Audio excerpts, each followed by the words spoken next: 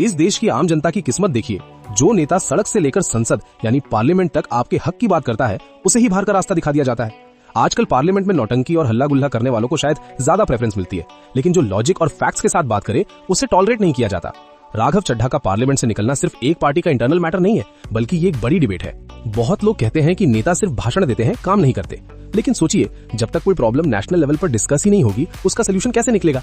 राघव चड्ढा ने वही काम किया। उन्होंने आम आदमी की डेली लाइफ से जुड़े मुद्दों को पार्लियामेंट के फ्लोर तक पहुंचाया। जब बाकी नेता एक दूसरे पर चिल्लाने या पर्सनल अटैक्स करने में बिजी थे, तब कोई तो था जो मिडिल क्लास की जेब पर पड़ने वाले बोझ की बात कर रहा था। उनकी सबसे बड़ी खासियत थी उनका विजन। उन्होंने सिर्फ पुरानी बातें नहीं की, बल्कि फ्यूचरिस्टिक कॉन्सेप्ट्स डिस्कस किए। मोबाइल रेट्स के बढ़ते दाम पर सवाल उठाए।